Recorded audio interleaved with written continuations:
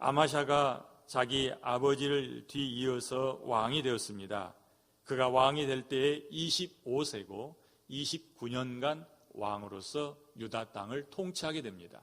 그런데 그의 29년간의 삶을 한 구절로 요약해 놓은 것이 방금 우리가 읽은 2절 말씀입니다. 아마샤는 여호와 하나님께서 보시기에 정직하게 행하기는 하였습니다. 그런데 온전한 마음으로 하나님 앞에서 행하지는 않았답니다. 그게 아마샤 왕을 향한 하나님의 평가입니다.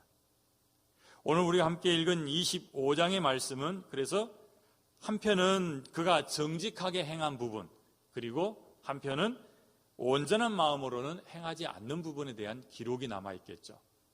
함께 읽은 13절까지는 그가 여호와 보시기에 정직하게 행한 일 2가지를 기록하고 있습니다. 하나는 그의 나라가 굳게 세워졌을 때에 자기 아버지를 죽인 신하들을 데려다가 그들을 죽임으로 벌을 내렸습니다. 하지만 모세의 율법대로 그 일을 처리하게 됩니다. 4절 말씀에 그렇게 말하죠. 그들의 자녀들은 죽이지 않았는데 이것은 모세의 율법책에 기록된 대로 함이었더라. 이 모세의 율법책에 기록된 것은 신명기 24장 16절의 말씀에 근거합니다.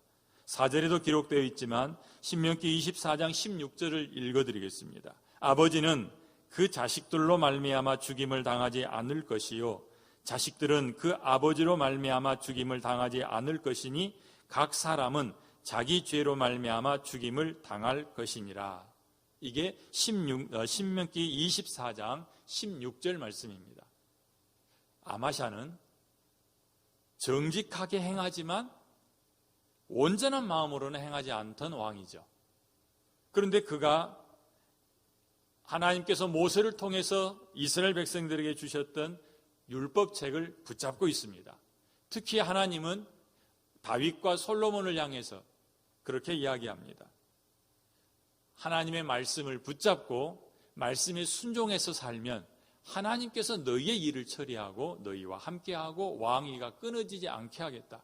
우리는 중간중간에 하나님께서 그렇게 약속하신 말씀 때문에 유다의 왕이 끊어지지 않게 하셨다라는 말씀을 보았습니다. 또한 왕들은 제사장이 필사본으로 적어준 율법책 한 벌을 늘 자기 보좌 앞에 두고서 그 말씀을 읽고 그 말씀대로 행해야 했습니다.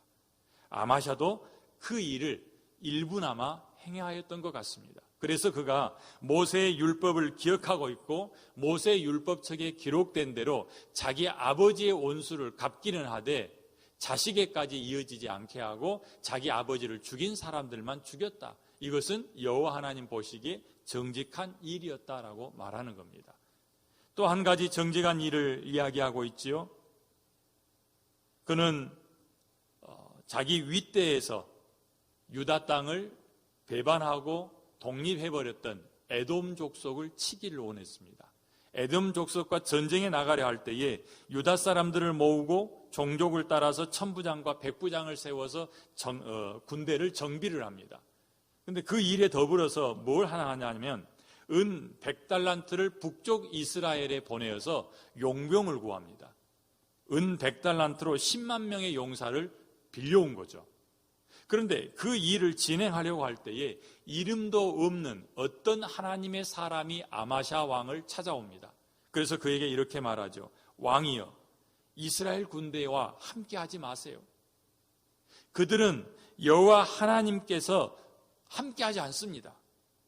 여호와께서는 이스라엘 곧 온 에브라임 자손과 함께하지 않습니다. 하나님이 함께하지 않는 그 백성을 데려다가 그들과 당신이 함께하려 하십니까? 한번 해보십시오. 힘써 싸워보십시오. 하나님께서 왕을 적군 앞에 엎드러지게 할 것입니다.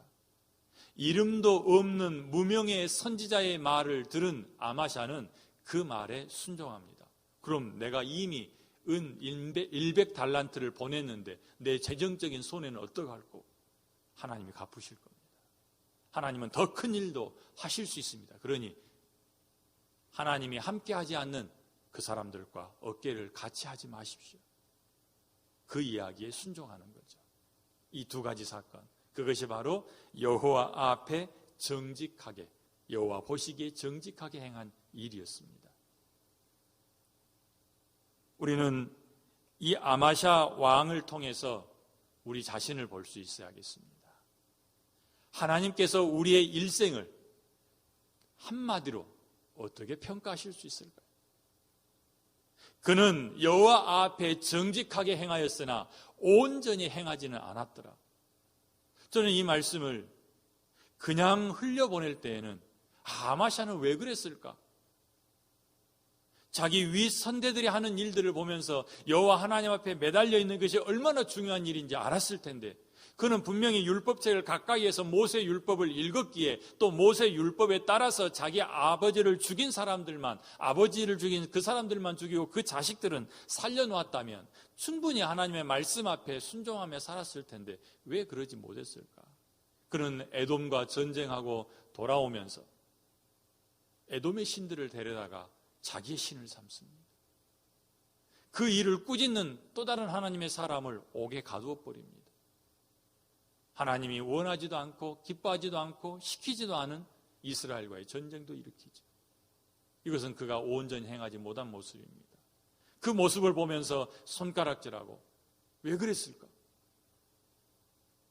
그런데 이 말씀이 한 번 더 내 속 깊숙이 들어왔을 때는 아마샤가 나와 같은구나.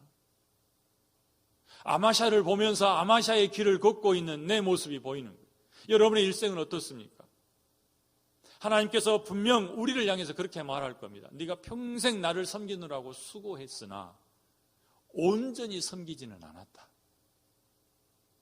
평안할 때는 나를 잃어버리기도 하고 나를 떠나기도 하고, 급할 때는 나를 찾고 내 앞에 엎드려서 간절히 구하고 마치 세상의 모든 것을 제쳐놓고 나를 찾는 것처럼 보였지만, 그 일이 해결되고 나면 언제 그랬냐는 듯이 또 떠나가고, 고난이 있을 때면 나를 전심으로 찾지만 고난이 지나가면 나를 놓아버리는 너의 일생의 삶이 아마샤와 같다.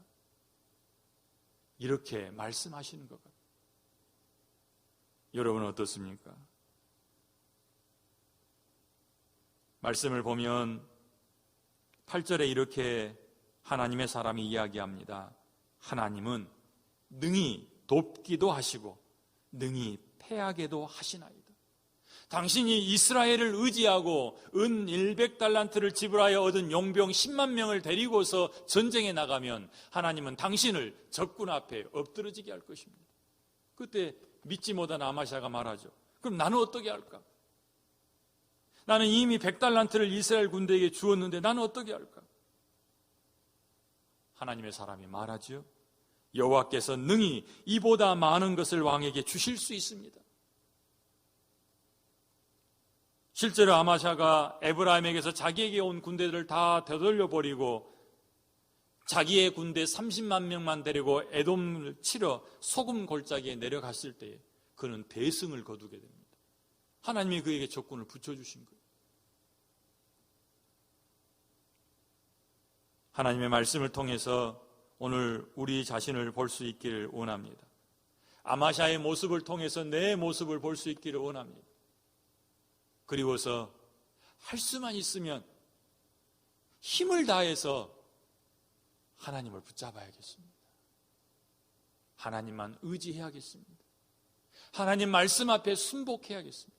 특별히 내 귀에 거슬리는 하나님의 말씀이 들려올 때, 아마샤는 자기를 찾아와서 왜 그렇게 하셨습니까? 라고 말할 때에 듣기를 싫어했습니다. 그리고서 그를 감옥에 가둬버리죠. 그런데 하나님 앞에서 하나님을 온전히 순종하지 못하고 의지하지 못하고 자기가 쳐서 이겨버린 에돔 사람들이 섬기던 신을 가져다가 그 신을 자기 신 삼은 일을 지적하는 일이었습니다. 그 일이 귀에 거슬렸고 그로 인하여서 하나님을 거역하는 거죠.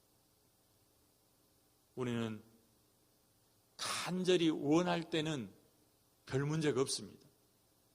내게 고난이 오고 어려움 가운데 처해 있을 때 내가 하나님 아니면 할 수 없다라는 생각이 들었을 때는 큰 문제가 없어요. 왜냐하면 하나님만 바라보고 하나님의 도우심을 구하기 때문이죠. 그러나 평안해지면 한눈 팔게 됩니다.